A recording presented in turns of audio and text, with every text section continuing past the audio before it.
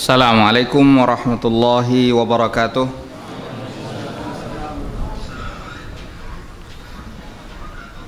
Innal hamdalillah nahmaduhu wa nasta'inuhu wa nastaghfiruh wa na'udzu billahi min shururi anfusina wa min sayyiati a'malina.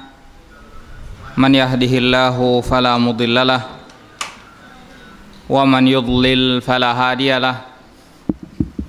Ashhadu an la ilaha illallah wahdahu la syarikalah wa ashhadu anna Muhammadan abduhu wa rasuluh. Ya ayyuhalladzina amanu taqullaha haqqa tuqatih wa la tamutunna illa wa antum muslimun. Ya ayyuhan nasu taqu rabbakumul ladzi khalaqakum min nafsin wahidah wa khalaqa minha zawjaha wa batha minhuma rijalan katsiran wa nisaa'a wattaqullaha alladzi tasaaluna bihi wal arham innallaha kana 'alaikum raqiba.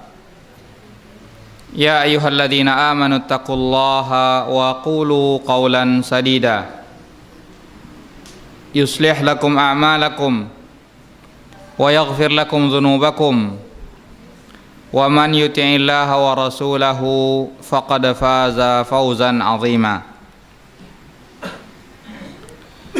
Ikhwatal iman, a'azzani Allahu wa iyyakum. Puji syukur senantiasa kita panjatkan kepada Allah Subhanahu wa taala yang senantiasa melimpahkan taufik, inayah, senantiasa memberikan nikmat kepada kita hingga sampai saat ini kita masih dapat menjalankan aktivitas segala kewajiban kita kepada Allah Subhanahu wa taala. Salawat beriring salam semoga senantiasa tercurahkan kepada Nabi Muhammad sallallahu alaihi wasallam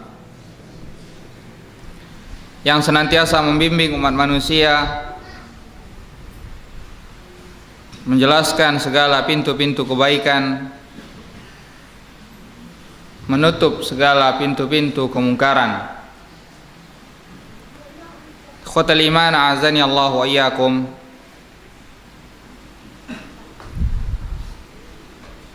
Allah Subhanahu wa taala amat sangat mengasihi umat manusia. Allah Subhanahu wa taala menginginkan kebaikan bagi umat manusia.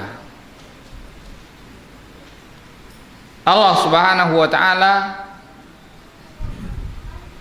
tidak menginginkan manusia menjadi bahan bakar dari api neraka. Allah menginginkan bagi mereka kebaikan di dunia dan di akhirat. Allah menginginkan mereka mendapatkan kebahagiaan di dunia dan di akhirat. Karena itulah Allah Subhanahu wa taala mengutus Rasulnya dan Allah menurunkan kitabnya sebagai pembawa hidayah bagi umat manusia yang akan membimbing kehidupan mereka, memberikan petunjuk kepada mereka jalan yang diridhai Allah Subhanahu wa taala dan memperingatkan dari jalan-jalan yang dimurkai Allah Subhanahu wa taala.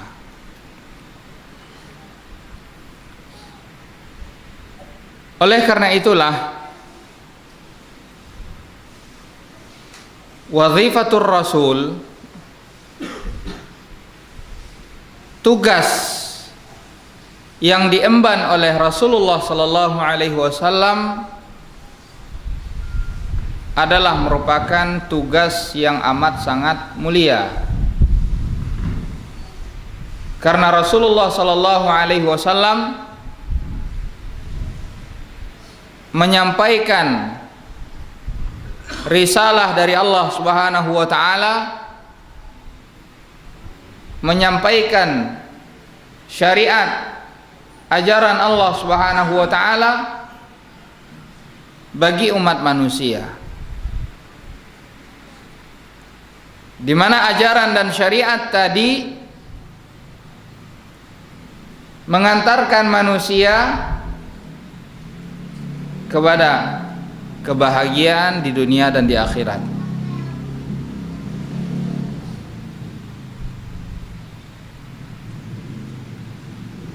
Maka merupakan satu perbuatan yang mulia mereka yang meneladani jalannya Rasulullah sallallahu alaihi wasallam, mengajarkan manusia kebaikan, mengajak mereka kepada jalan Allah Subhanahu wa taala. Ini adalah merupakan wazifatul anbiya, tugasnya para nabi, dan siapa yang mengemban amanah tersebut, orang-orang yang menyampaikan apa yang disampaikan oleh Rasulullah sallallahu alaihi wasallam, mereka meniti jalannya Rasulullah sallallahu alaihi wasallam, tidak diragukan lagi mereka telah melakukan satu ibadah yang amat sangat mulia.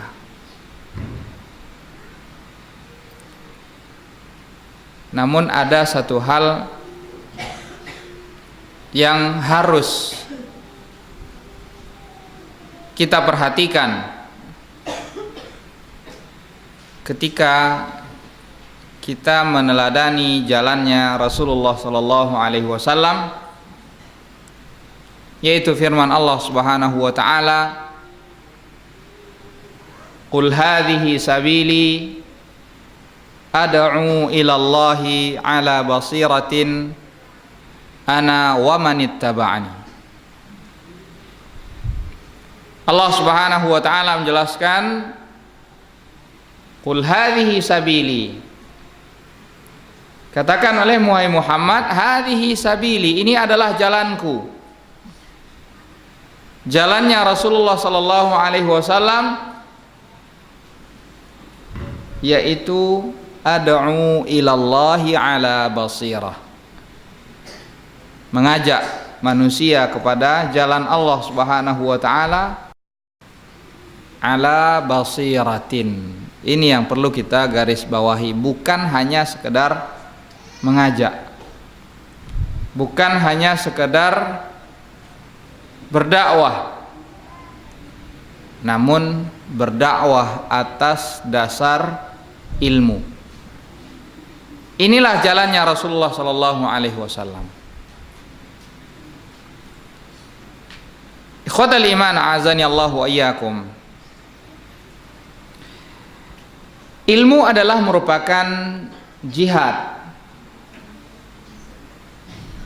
Banyak di antara kita atau bahkan setiap mukmin yang benar-benar beriman pasti dia berangan-angan untuk dapat turut serta berjihad, mengangkat senjata, berperang, terbunuh. Ini angan-angan setiap muslim. Namun ketahuilah ikhwatal iman, a'azani Allahu wa iyyakum, tentu angan-angan seperti ini bisa terrealisasi, bisa juga tidak terrealisasi. Seseorang bisa mendapatkan apa yang dia angan-angankan, bisa saja apa yang dia angan-angankan tidak tercapai. Namun Tidak perlu mereka yang tidak tercapai apa yang dia inginkan berkecil hati, karena Allah Subhanahu wa taala memberikan kesempatan yang lainnya yang mungkin atau bisa saja kesempatan itu justru lebih baik bagi dirinya dari sekedar berjihad mengangkat senjata. Karena jihad itu selain ada jihad dengan mengangkat senjata, ada jihad dengan ilmu. Bukankah Allah Subhanahu wa taala telah menjelaskan di dalam Al-Qur'an bahwasanya Allah menyamakan antara orang-orang yang berperang dengan orang-orang yang mempelajari agama. Allah Subhanahu wa taala menjelaskan, "Wa ma kana al-mu'minuna liyanfiru kaffah. Falaula nafara min kulli firqatin minhum ta'ifatun liyatafaqahu fid dini wa liyunziru qaumahum idza raja'u ilaihim la'allahum yahdharun." Allah Subhanahu wa taala menjelaskan, wa ma kanal mu'minuna liyanfiru kaffah. Tidak seharusnya kaum mukminin itu mereka seluruhnya keluar berperang. Tidak ada yang tersisa tidak berperang. Namun hendaknya sebagian di antara mereka ada sekelompok orang liyatafaqahu fid din, yang hendaknya mereka mendalami ilmu agama, memahami ilmu agama sedalam-dalamnya. Gunanya untuk apa? Liyunziru qaumahum idza raja'u ilaihim, untuk memberikan peringatan kepada kaumnya ketika mereka kembali, agar mereka dapat berhati-hati, agar mereka dapat berjalan di atas jalan yang benar.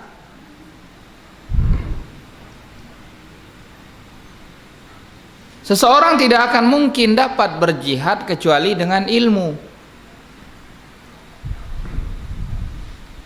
Lihatlah orang yang berjihad tanpa ilmu, tanpa ada niat, bisa saja hal tersebut justru menjerumuskan mereka kepada azab Allah Subhanahu wa taala. Di antaranya apa yang disampaikan oleh Rasulullah sallallahu alaihi wasallam ketika ada salah seorang di antara orang-orang yang turut serta berjihad. Para sahabat melihat melihat orang tersebut amat sangat gigih di dalam berjihad. Dia melakukan perbuatan yang sangat menguntungkan bagi kaum muslimin. Banyak musuh yang terbunuh di atas melalui tangannya, sehingga mereka pun berpikir orang tersebut pasti mendapatkan surga. Lantas Rasulullah sallallahu alaihi wasallam menanyakan akan orang tersebut, dan beliau justru mengatakan orang tersebut justru min ahlin nar, masuk ke dalam golongan ahli neraka. Apa sebabnya? Sebabnya karena keputusasaan. Jadi dia sudah membunuh sekian banyak orang-orang kafir, musyrik, namun dia tidak mati-mati. Walaupun terluka, namun dia tidak mati-mati. Dan orang tersebut ingin mati syahid. Apa yang dia lakukan? Dia letakkan ujung pedangnya di ulu hatinya, lantas dia tekan badannya sehingga dia mati. Ini karena tidak adanya ilmu. Kalau dia berilmu, dia pasti akan berpikir bahwa segala sesuatu itu terjadi dengan izin dan takdir Allah Subhanahu wa taala. Dia pasti yakin bahwa segala apa yang dia dapatkan itu adalah yang terbaik dari Allah Subhanahu wa taala. Dia pasti yakin kalaulah sekiranya pada saat itu dia tidak mati, ditakdirkan untuk mati syahid, tentu itu lebih baik bagi dirinya. Namun tidak. Dia justru lebih memilih untuk membunuh dirinya. Sehingga perbuatan yang dia lakukan tersebut justru menjerumuskan dia ke dalam neraka, karena dia membunuh dirinya sebelum takdir yang telah ditetapkan oleh Allah Subhanahu wa taala.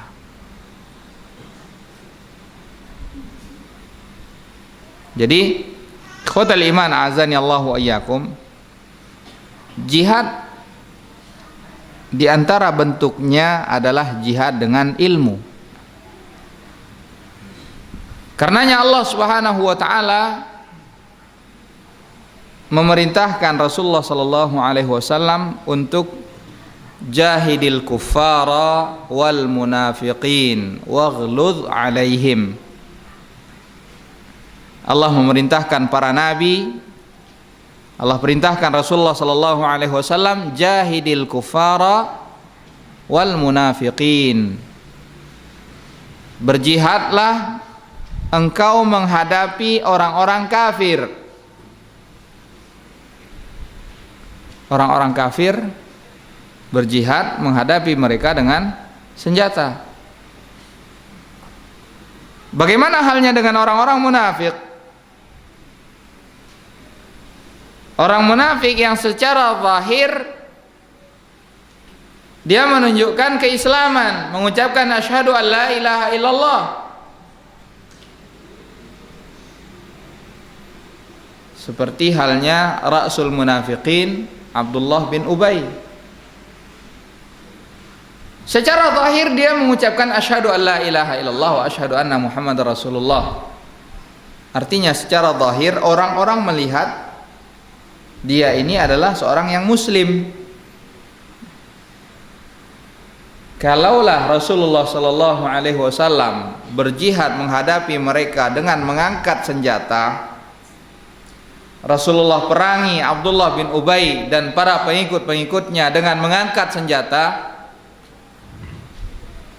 pasti orang-orang akan mengatakan Muhammad justru membunuh sahabat-sahabatnya. Makanya ketika di antara sahabat ada yang berkata, "Da'ni ya Rasulullah adribu unuqa hadzal munafiq." Ya Rasulullah, biar aku penggal leher orang munafik ini. Namun Rasulullah melarang. Apa sebabnya? Apa alasannya? La yatahaddatsun nas anna Muhammadan qatala ashabah. Jangan sampai orang-orang nantinya justru berkata Muhammad membunuh sahabatnya, yang justru akan menghalangi orang-orang yang tadinya ingin mengenal lebih jauh tentang agama Islam,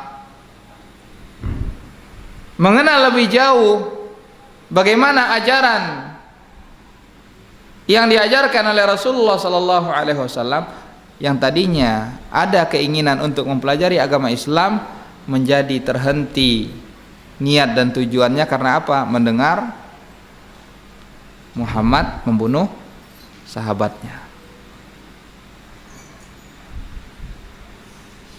Dan ini pula yang akan terjadi terhadap orang-orang yang beragama namun tidak berlandaskan kepada ilmu.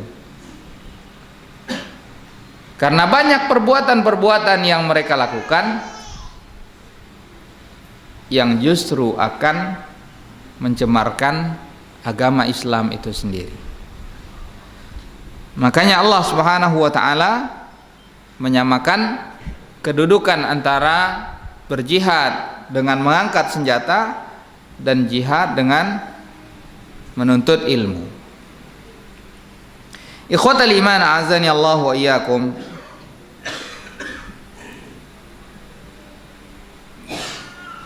Umat manusia butuh kepada ilmu. Ketika kita berbicara tentang ilmu, maka yang dimaksud di sini adalah al-ilmu asy-syar'i. Ilmu syar'i inilah asal daripada ilmu. Ilmu yang mendapatkan pujian dari Allah Subhanahu wa taala, yaitu ilmu syar'i. Bahkan kebutuhan manusia kepada ilmu itu melebihi daripada kebutuhan mereka kepada makanan dan minuman. Makanya Allah Subhanahu wa taala senantiasa memerintahkan kepada Rasulullah sallallahu alaihi wasallam, wa qur rabbi zidni ilma. Ya Allah, tambahkanlah ilmu kepadaku. Bahkan di antara zikir pagi dan sore hari kita senantiasa dianjurkan untuk meminta kepada Allah Subhanahu wa taala diberikan ilmu yang bermanfaat. Dengan ilmu kita bisa membedakan mana yang baik dan mana yang buruk. Dengan ilmu kita bisa mendapatkan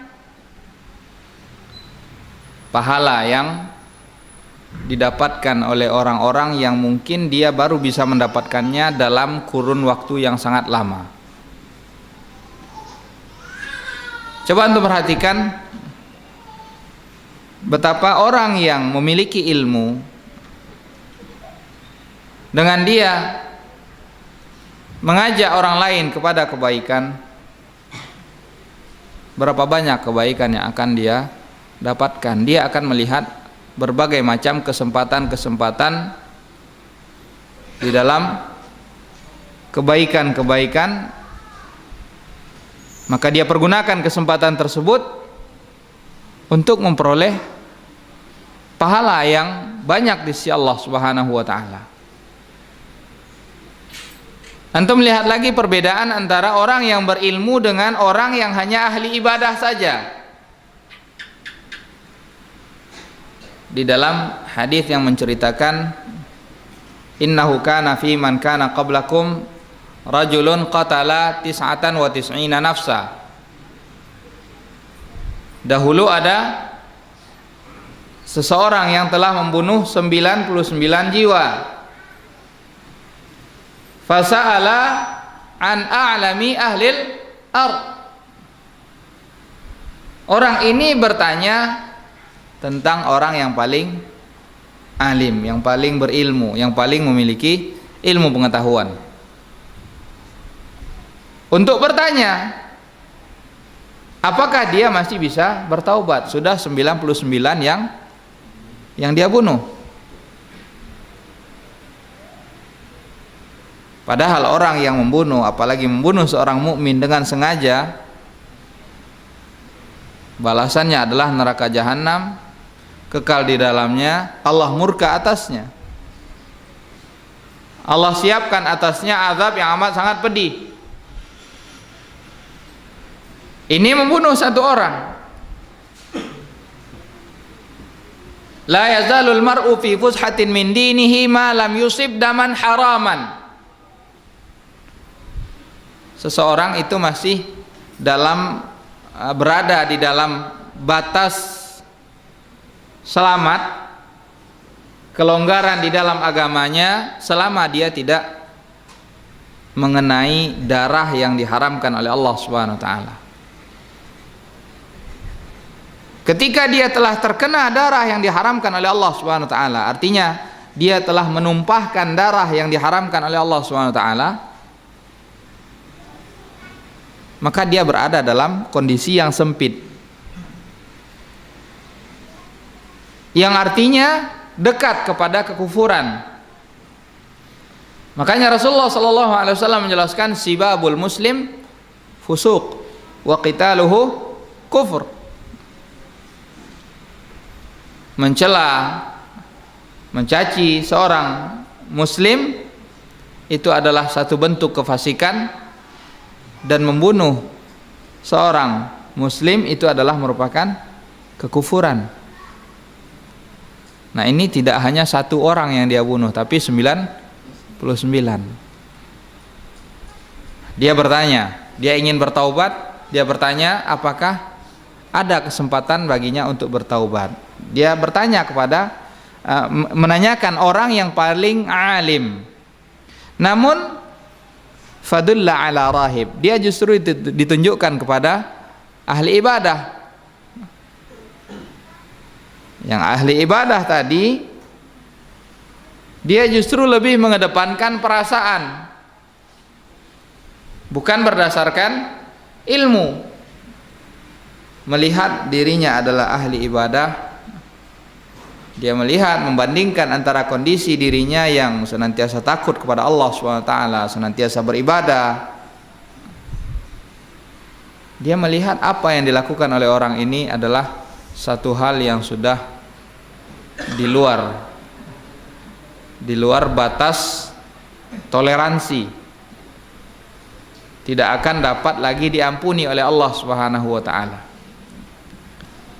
Sehingga dia mengatakan orang tersebut tidak dapat lagi bertaubat. Apa yang terjadi? Yang bertanya tadi, yang sudah membunuh 99, merasa kalau sekiranya sudah tidak ada kesempatan untuk bertaubat lagi, ya sudah, saya bunuh saja sekalian, lengkap sudah 100 orang yang dia bunuh. Karena apa tadi? Menjawab tidak dengan ilmu. Namun Allah Subhanahu wa taala masih menginginkan kebaikan bagi orang ini. Orang tersebut tidak berputus asa, dia bertanya lagi tentang orang yang paling berilmu. Fadulla ala alimin, maka kemudian dia ditunjukkan kepada seorang alim. Nah, ketika dia bertanya kepada sang alim tersebut, apakah dia masih dapat bertaubat? Si alim tadi menjawab berdasarkan ilmu. Antum perhatikan, iblis beriman enggak kepada Allah? Hah? Beriman.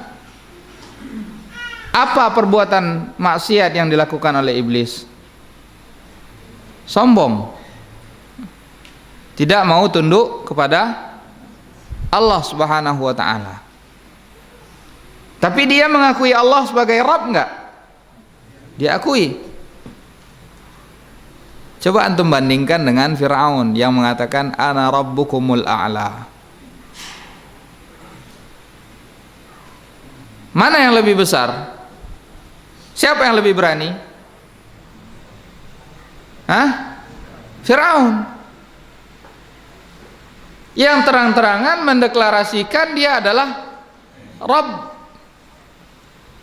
Tuhan, bahkan Tuhan yang paling tinggi. Iblis saja tidak mengatakan Rabb. Qala Rabbi fabima aghwaytani. Dia masih mengakui Allah Subhanahu wa taala sebagai Rabb. Namun Fir'aun mengakui dirinya adalah Rabb. Apakah Allah Subhanahu wa taala telah menutup Fir'aun itu tidak bisa bertaubat? Kesempatan kepada Fir'aun untuk bertaubat? Enggak. Allah masih memberikan kesempatan untuk bertaubat. Allah perintahkan kepada Nabi Musa untuk pergi menghadap Firaun. Allah katakan waqula, katakan kepadanya qaulan layyina, perkataan yang lemah lembut. Mudah-mudahan dia ingat, mudah-mudahan dia sadar, kembali kepada jalan Allah Subhanahu wa ta'ala. Bukankah kekufuran Fir'aun sudah sampai kepada puncaknya? Namun Allah masih memberikan kesempatan untuk bertaubat. Jadi si alim tadi berpikir berdasarkan ilmu, tidak ada yang dapat menghalangi orang ini untuk bertaubat. Masih ada kesempatan baginya untuk bertaubat. Maka dia berkata, "Wa man yahulu bainaka wa bainat taubah?" Siapa yang akan menghalangimu untuk bertaubat kepada Allah SWT?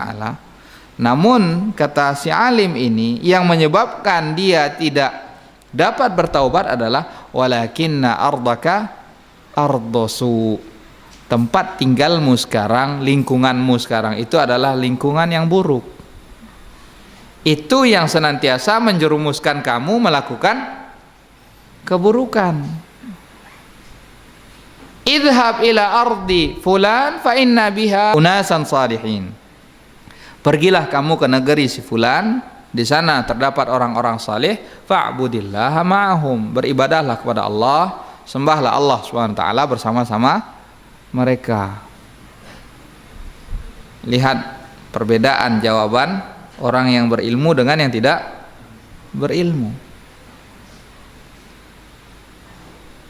Akhirnya orang tersebut pun berniat menuju tempat yang disebutkan tadi, dan di dalam perjalanan Allah takdirkan dia meninggal.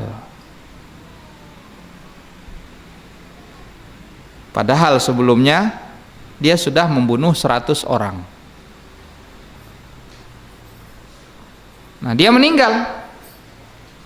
Maka Allah SWT kemudian mengutus 2 orang malaikat, malaikat rahmah dan malaikat azab. Kedua-duanya akhirnya bersiteru. Malaikat azab mengatakan orang ini lam ya'mal khairan qat, orang ini tidak pernah sedikit pun melakukan kebaikan. Malaikat rahmat justru mengatakan orang ini justru pergi berniat ingin kembali kepada Allah Subhanahu wa ta'ala. Yang kemudian akhirnya Allah Subhanahu wa ta'ala memerintahkan keduanya untuk mengukur jarak. Kemana yang paling dekat, maka malaikat itulah yang paling berhak. Kalau sekiranya dia lebih dekat kepada negeri tempat orang-orang saleh yang dia tuju, maka yang lebih berhak adalah malaikat rahmat. Kalau sekiranya dia lebih dekat kepada negeri dia sebelumnya, maka malaikat azab yang paling berhak. Dan ternyata orang ini lebih dekat kepada negeri orang-orang saleh, sehingga Allah Subhanahu wa ta'ala mengampuni orang tersebut dan Allah masukkan dia ke dalam surga. Jadi ikhwatal iman azani Allahu ayyakum, ilmu itu akan menghapus rasa putus asa yang ada di dalam diri kita. Karena ada kalanya kita merasa putus asa melihat sudah amat sangat banyak kesalahan yang kita lakukan. Kita sudah tidak mampu lagi menghadapi berbagai macam cobaan, fitnah, godaan-godaan yang ada di dunia, yang menyebabkan sebahagian di antara mereka memilih jalan pintas mengakhiri hidupnya, padahal belum tentu apa yang akan dia dapatkan sesudah kematian itu dengan kematian yang dia segerakan belum tentu itu lebih baik daripada sebelumnya. Ini karena tidak ilmu. Makanya Allah Subhanahu wa taala senantiasa mengajarkan kepada Rasulullah sallallahu alaihi wasallam, yang mana ini juga merupakan syariat bagi umatnya untuk senantiasa meminta kepada Allah Subhanahu wa taala, wa qur rabbi zidni ilma. Tidak ada batasan umur. Bahkan Imam Ahmad rahimahullahu taala, siapa di antara kita yang tidak mengenal Imam Ahmad? Beliau pernah ditanya, sampai kapan engkau akan menuntut ilmu? Beliau justru mengatakan minal mihbarah ilal maqbarah. Awalnya itu adalah dari tempat tinta, akhirnya kapan? Yaitu di makbarah, kuburan. Karena ketika seorang telah meninggal dunia, sudah tidak ada lagi yang dapat dia tambahkan. Selama dia diberikan kehidupan oleh Allah Subhanahu wa taala, maka kesempatan dia tergelincir itu masih ada. Kesempatan dia melakukan kebaikan juga masih ada. Bahkan dalam lahazat, detik-detik terakhir dari kehidupannya, dia bisa saja tergelincir. Karena itulah menuntut ilmu itu tidak ada batasan waktu. Bahkan dalam kondisi apapun, seseorang bisa menuntut ilmu. Bahkan Allah Subhanahu wa taala telah memberikan kemudahan bagi kita saat ini untuk menuntut ilmu. Kalau dibandingkan dengan zamannya para sahabat, tabi'in, tabi'ut tabi'in, amat sangat banyak kemudahan-kemudahan yang Allah berikan bagi kita untuk menuntut ilmu. Tinggal kita mempergunakan kesempatan tersebut, apakah kita ambil kesempatan tersebut atau justru kita menyia-nyiakan kesempatan yang telah diberikan oleh Allah Subhanahu wa taala. Ikhwatal iman a'azani Allah wa iyyakum. Ilmu juga akan mengangkat derajat seseorang di sisi Allah Subhanahu wa taala. Walaupun dia sudah meninggal, namun dia masih dapat memetik hasil dari apa yang dahulu dia lakukan. Allah Subhanahu wa taala menjelaskan, yarfa'illahu alladhina amanu minkum walladhina utul ilma darajat. Allah akan mengangkat derajat orang-orang yang beriman. Allah akan mengangkat derajat orang-orang yang beriman dan orang-orang berilmu. Allah angkat derajatnya darajat, bukan hanya satu tingkatan, tapi darajat, tingkatan yang sangat tinggi.